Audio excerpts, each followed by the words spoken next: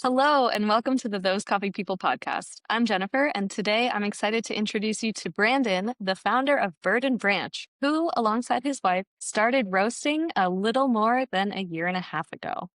In that short time, he's faced the real challenge of sourcing green coffee, managing unpredictable shipping, and balancing what every small roaster feels at some point, having both too much and too little coffee at the same time. But Brandon's story goes beyond business. He built a company with a mission, creating job training opportunities for people with barriers to employment, giving those overcoming challenges like homelessness, addiction, or trauma a path back to the workforce through coffee. In this episode, we'll talk through the realities of building a small coffee business, the lessons learned from sourcing at origin, and how coffee can be a true vehicle for change. Brandon, welcome on. Hey, thanks for having me. Appreciate it. Yes, absolutely. I'm so excited to have this conversation with you. I was so excited to learn about your company and about all of the amazing things you do. And let's just start by having you explain it. Tell us a little bit more about your background and about the company. Sure. Our shop or our coffee roastery is named Bird and Branch.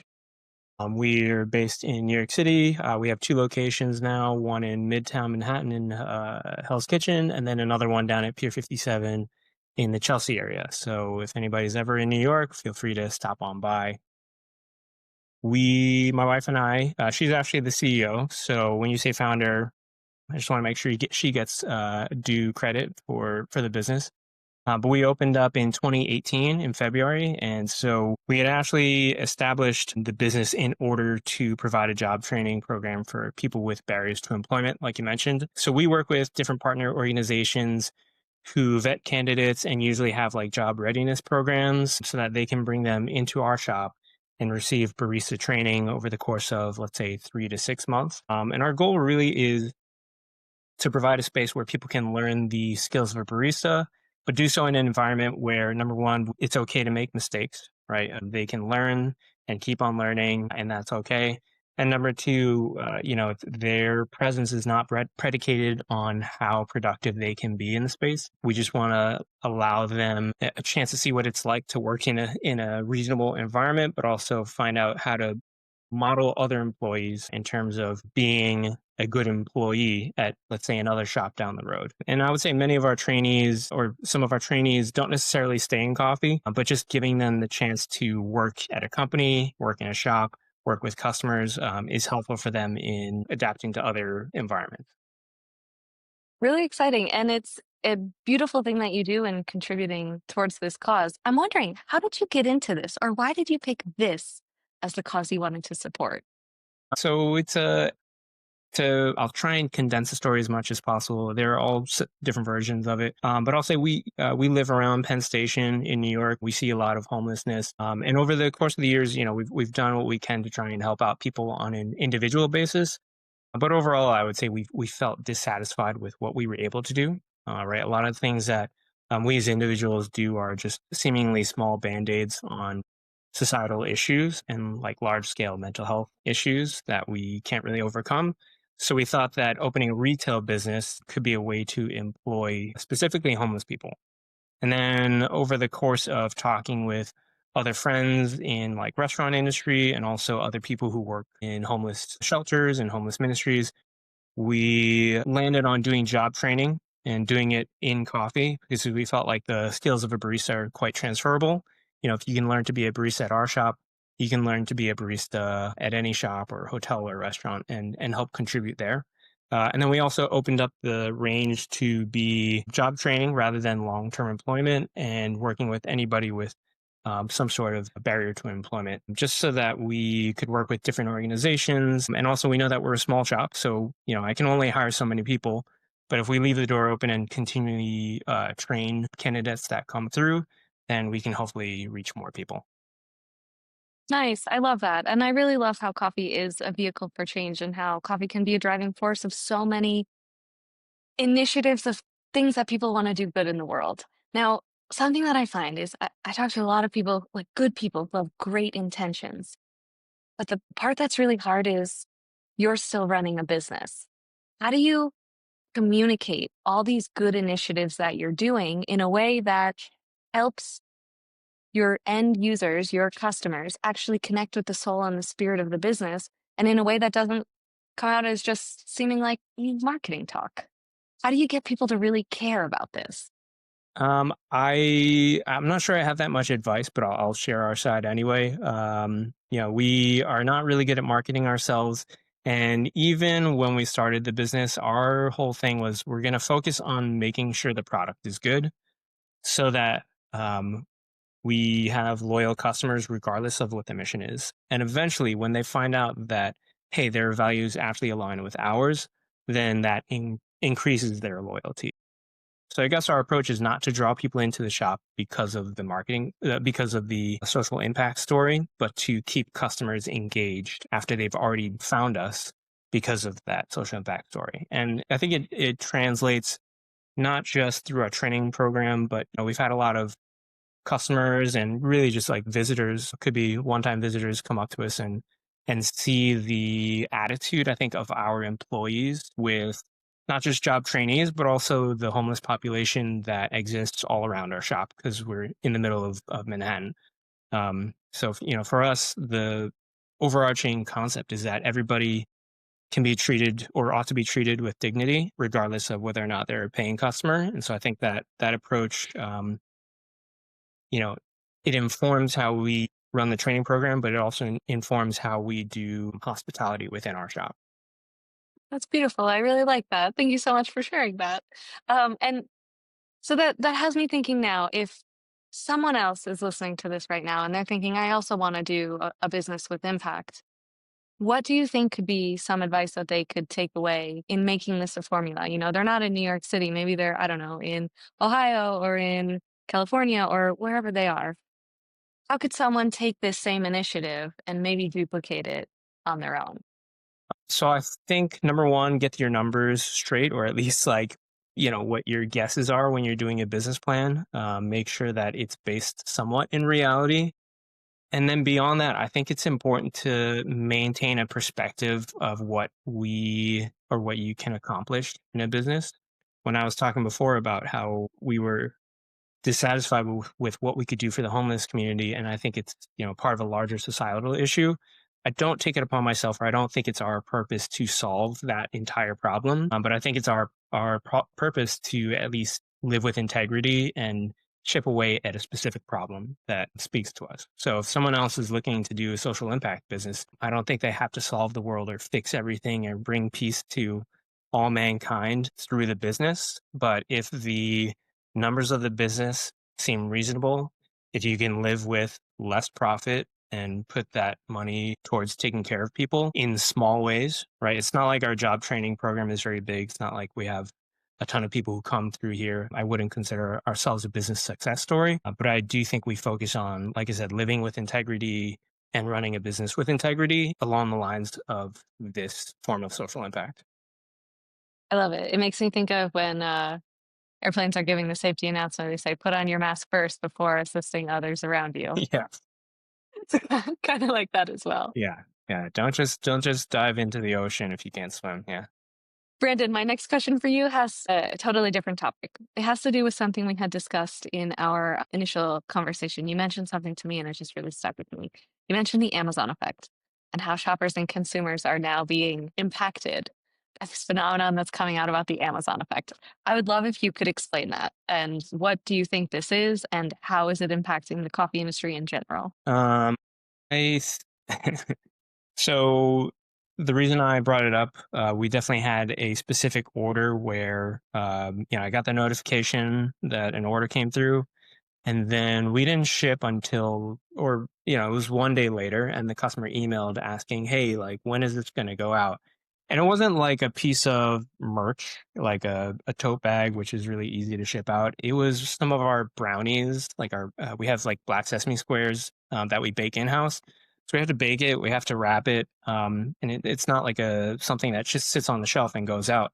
So I think the expectation on their end is you buy it and then you just get it like the next day or maybe 2 days later at the very latest. So I think that is the Amazon effect. There's an expectation now that shipping and fulfillment happens so quickly because these other large companies have such a workforce and such working standards, we'll call them, to achieve this kind of shipping speed. And that puts a lot of pressure on small businesses to try and keep up with the big boys because number one, we don't have the same manpower or speed, and some items just aren't ready to go in the same time frame that they're used to. So yeah, that's a challenge. Yes. Now, what a situation. I think I could share that as well. Like when people are having shipments that are coming from another country, having that feeling. Maybe people haven't discussed it with me so much, but having that feeling of the comparison of Amazon, that when we ship something directly from Colombia, it takes some days. Like, Yeah. even though I would think our shipping's pretty fast, but it like takes a couple of days. And yeah, what a world that we live in where everything is just instant. Again, I wonder if consumers actually are bothered by this, if the people who are bothered by it are the few and far between, or if there is a growing number of people who really just have been disconnected with how small business processing and fulfillment really is. I would like to think it's the latter, that it's few and far between, but the fact that the expectation exists alone is, something to navigate. Yeah. Yes. I would love to go a little bit more into your journey, to go from when you started back pre-COVID, how you've evolved over the years, how you've evolved your sourcing model, how you've evolved the actual like business activities that you do, getting into roasting. And I would love if you could tell us a little bit about that journey of your development within the coffee industry. So I guess just to give the full trajectory, I actually didn't drink coffee until we decided we would open a coffee shop. Yeah, No, like a lot of my goodness. people, I would say most coffee shop owners I know approach it from a point of like passion in the product. But for me and Faith, it was about the job training program. So we were like, okay, we're going to open a coffee shop because this seems like a reasonable idea to do the job training program. And then I quit my job. I used to work in marketing for wine and spirits for like 10 years. So I quit my job and then I became a barista for about a year and a half at a number of different shops just to learn the industry, know what it was going to be like to be an employee, and also know what I liked and what I didn't like about shop flow, layout, customer service. So that alone was a big adjustment for me. And I loved it. Like I love serving customers. And I didn't know I loved it. I would love it this much. So I'm really glad I got into it. And then we opened the shop in 2018. Things were going pretty reasonably. And then COVID hit, like you mentioned. So that alone was a huge adjustment. The upside is that now, anytime there's like a bit of a downturn in business, or if people are like, is business not going well? I say, I've been through the pandemic, so nothing can get worse than that was. That was a real punch in the stomach. We also happened to have our first child. She was born March 3rd, so 2 weeks before the lockdown. Wow. Yeah. And, I actually think it was a blessing in disguise, to some degree, or if you can hear it as a blessing, it was. Forced We paternity leave yeah, and we maternity leave. Yeah, so we eventually shut down the shop on, I think, March 25th, and then we stayed closed for about 2 months. But in order to keep things running and to continue paying some of our staff, we started selling breakfast and coffee packages to our customers that we would execute and send out to hospitals. So during those 2 months at the beginning of the pandemic, my day was like wake up at around like 3 or 4, take care of my baby, then go to the shop, make coffee, make breakfast, drive it to the different hospitals, come back to the shop, clean up, close up, and then get home around like noon or something, and then still have time with my child. So, in retrospect, and I'll be happy like one day when I can express this to my daughter, like I think she saved my life in a way. It'd be really easy to, I guess, get paranoid and worry about how badly everything was going if I didn't have to just, be a father, or if I didn't get to just be a father. Yeah, that was I took a tangent there. I didn't really answer your question, but I'm just taking you along my journey during the pandemic, and that's what happened. So exciting. And at that time, you were still buying roasted coffee.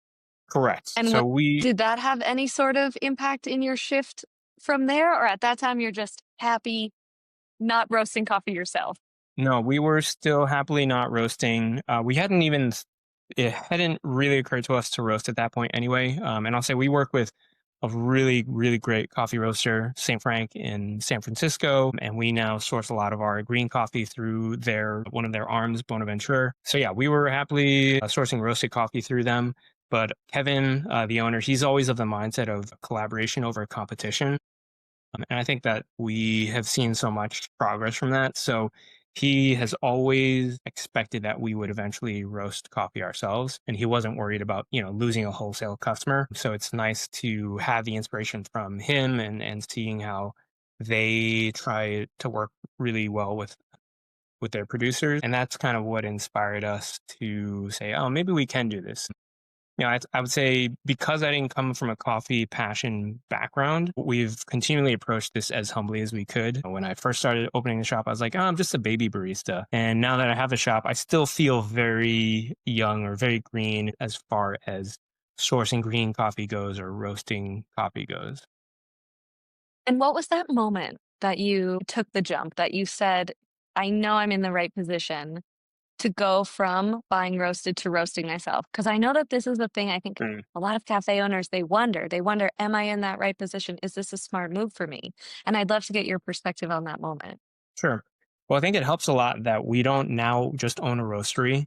There's a big jump in the numbers between owning a cafe to owning a roastery, having to, cover the capital investment of a roaster, and all the headaches of maintenance of a roaster and making sure you're actually producing enough to make it worth it. We rent time and space at Multimodal in Long Island City. So that's run by Paulo, who also owns Regalia. And he met with us. He talked to us through the whole process, and it made it much, much easier to consider. Okay, I can just start off buying a couple bags of green coffee. We can just roast on a smaller machine for a little bit of time, see how things go. We don't have to change over our whole portfolio. Also, because, like I said, St. Frank wasn't worried about losing a wholesale customer. So we were sourcing most of our single origin lighter roast coffees from them while just working through our espresso blend ourselves so that we can get the hang of buying green coffee and feeling like we felt comfortable roasting it. So I would say being in a collective helps take away the shock or the potential of that transition being a shock to the system. Nice. I like that. Yeah, you're right. Going into it head on and just getting your own roastery, it's a massive investment. Not only in just the machinery that you need, but the operation to keep it up and running, the space, the people. Yep. It's a commitment. Yeah. It's a whole different ball game. And even from the staff side, I'm sure you've heard stories like some baristas love that transition over to being in the roastery because their time to take a break from being with customers. They can just put their headphones in and pack coffee while still working in coffee. So it is completely different. I love both sides of it. But yeah, that's how we made that transition without, too much trepidation, I'd say. Nice. And are you the one who does the roasting? I am not the roaster. Faith is the roaster. She is very humble, but she's really smart and she's really good at like reverse engineering things. And yeah, we also got really great advice from Paolo, but also a lot of the other roasters that take part in the collective there. So I think we had a lot of good mentors. But yeah, Faith does the roasting. I take care of the green coffee buying and the sample roasting. Nice. Ooh, very interesting. Green coffee buying and sample roasting. I bet that can keep you busy. Yes, definitely. But I love Ah, it. It's a really nice, like, new whole big thing to learn in the coffee industry. So it's very engaging. certainly. I have a bit of a random question for you. I'm wondering about coffee tech. I'm wondering if you have a favorite gadget or a favorite tool, either from the cafe side or from the roasting side, that you would like to share or highlight as maybe one of your favorites. And this is like a bit of a crotchety old man thing, but these new Malkonig E65 or E80 like grind by weight grinders are so nice. If I think back to like having to manually dose on like a Maser Luigi, It's just night and day what you can do for like coffee preparation these days. The other thing I'll call out is like the Lagom P64 grinder is the quietest grinder I've ever heard, and it's just amazing. So we have that at the roastery, and yeah, it's a joy to use because you basically don't hear it. I don't understand it. That sounds unbelievable. We have a grinder here in the office, and that thing just it sings. I'm sure. Nice. Well, I have one last question for you. If someone out there is listening now, someone's in the New York City area and they want to get in touch with you or they want to learn more about your projects or how they could support or get involved, what can they do to contact you or how can they get involved? They can definitely visit our website, www.birdandbranch.com. That's spelled out AND. I'm sure you'll link it somewhere, so I don't know why I spelled it. Um, visit our website. You can find everything about the job training program and just support us, through online business. But our contact info is all on there, so we welcome any questions. Especially if anybody's looking to figure out, if you have an idea about social impact, but you want to turn it into business, even if it's not coffee related. Faith and I truly believe that pretty much every business can be a social impact business. There are a myriad of ways to, figure out how to help people.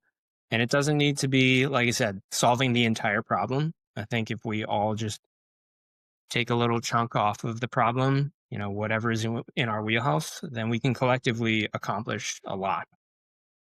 Wonderful. And be one step closer, hopefully, to a better world. Amazing. Well, Brandon, it's been such a pleasure to have you on today. Thank you so much for sharing all of your perspectives, your tips, your tricks, and your story. This has been a phenomenal time. And I guess we'll see you next time. All right. Thanks so much for having me. Take care. Thank you. Bye bye.